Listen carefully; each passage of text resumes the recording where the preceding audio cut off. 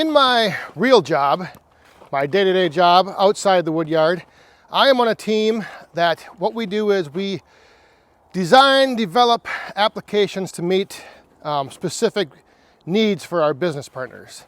So what that kind of means is when a business partner comes to us with a problem, we work to find a solution and we design and then develop an application that will solve that problem. Part of the process in all of this is when we are presented with a problem or an issue, we have to first define what that problem is, and then we look for ways to solve it. And in solving it, we build things, we design things, and that process includes researching and then developing and then what we refer to as UAT, user acceptance testing. So we build the stuff, we put it all together, we send it out to the end users to test and see if the solution we developed and we designed actually will work for solving the problem that was defined. And you might be wondering now, how does this all relate to anything having to do with firewood? So a while back, I had a customer that wanted some smaller split chunks of firewood. And they loved it, obviously. Back 40 firewood, why would they not? But they want more. But the one piece of feedback I received was some of the pieces were not small enough. So this morning I'm out here in the woodyard to do a little R&D, a little research and development. I'm going to try a few things to see if I can dial in the size that I think this customer wants and potential future customers may want. It's going to involve a little bit of a process.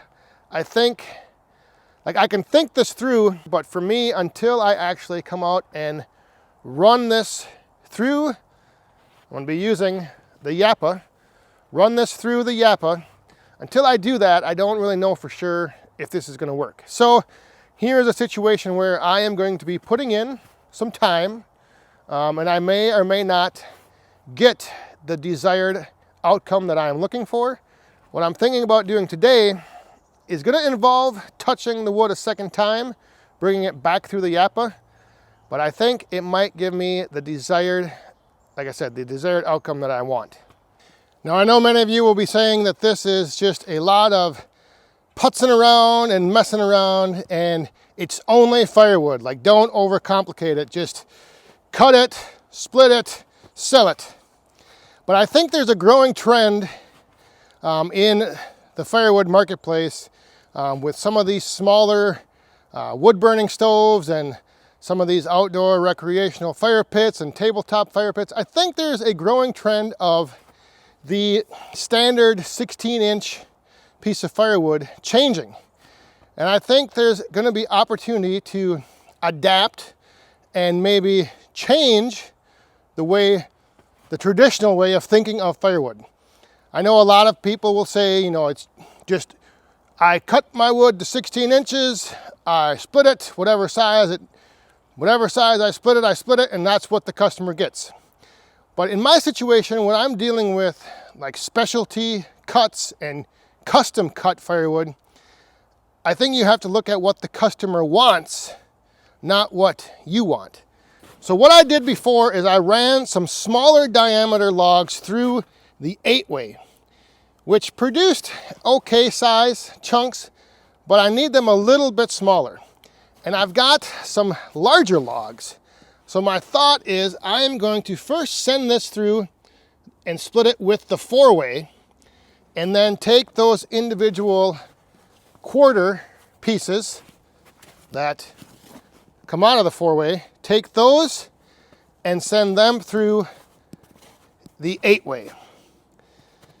And that might just give me the smaller splits that I need. So yes, this is going to involve a two-step process. It's going to involve cutting smaller length. I'm cutting at about 5.5 inches. Cutting those, splitting them, then taking those chunks and resplitting with the 8-way. The stop on the Yappa here I can't move it down far enough to get the 5.5 inch cut. So what I did is I added this little magnetic, I guess, shop tray, tool tray. I stuck that onto the stop, and now this gives me about the right distance, about 5.5 inches between the saw and this stop. So that's what I'm going to be trying today. I'm going to just do a couple cuts, send those through the 4-way, swap out, and then send those chunks through the 8-way and see what I get for an end product. If everything looks good, then the process would be to split this one log, run those 4-way splits into an IBC tote, and then bring that IBC tote back and resplit everything. And the whole resplitting is just a matter of speeding up the process from taking the quarter chunks and hand splitting everything. And again, I'm not sure how it's going to come out. I know how long it takes me to obviously use a hatchet and cut the pieces down, but I just want to see if this way will potentially give me more pieces that are the correct size and then save me time from having to split everything down by hand. All right, we got the first log up here. Let's cut a couple little short cookies. This one barely fits in. I think it's about at the 13-inch diameter, and the Yappa 365 will take a 14-inch diameter log.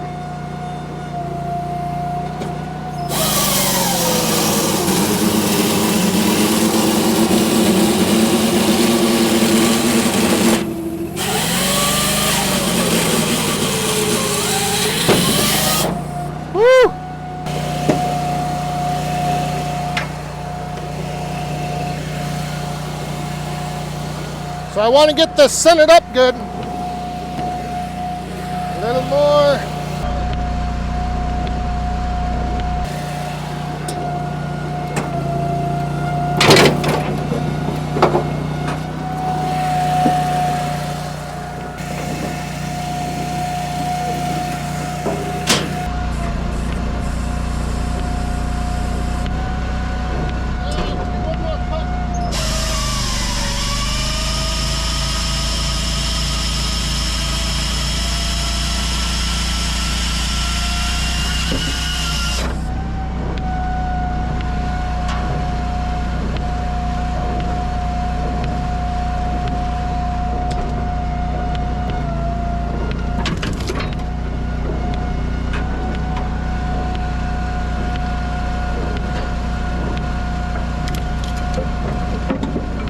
All right, so we have our quarters, our smaller chunks, and now we need to make these chunks into even smaller chunks. So I am going to change out the 4-way quick, put in the 8-way, and we'll see what comes off of that.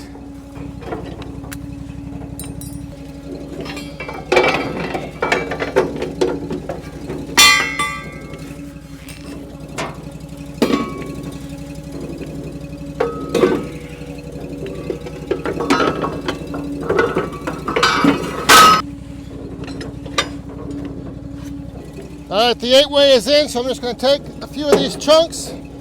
I'm going to try to run 2 at a time.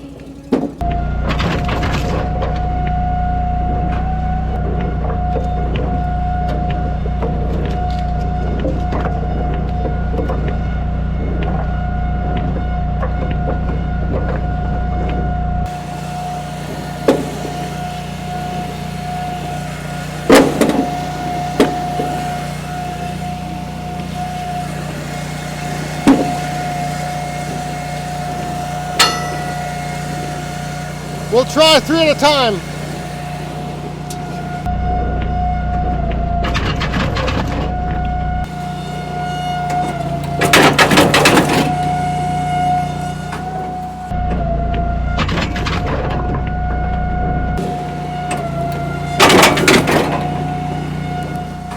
So now you may be wondering, just like I'm kind of wondering right now, is what happens if I send the round through just the 8-way? Some of the chunks are coming out right on the perfect size that I want. Some are still a little, maybe too large. So if you look at some of these chunks right here, like this is a good size. This is actually a good size. This, however, is still a little too big. That's probably good. This might be, you know, on the large size. This is definitely too big.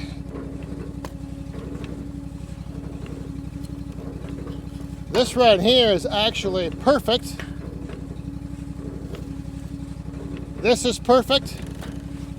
So we do have a mix of some that are just the right size, just what I want them to be, but then there's still some that are a little bit large.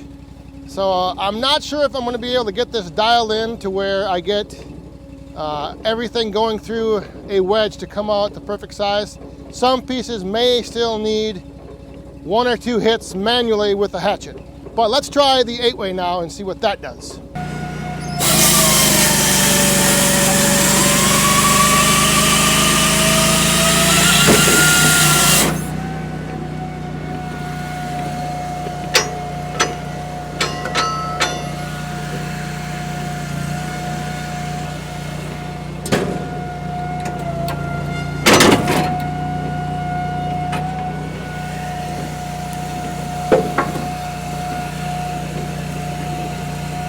So the splits just off the 8-way, way too big. Those chunks, these are not going to work. They would definitely require 1, 2, 3, 4 swings with the hatchet. Still requires a little more manual labor into it. So now the question would be, would it pay to take the 8-way splits and run those through again? And the only thing I'm thinking with that is I would have, for every block, it would create 8 pieces that then I would have to reload 8 pieces instead of 4.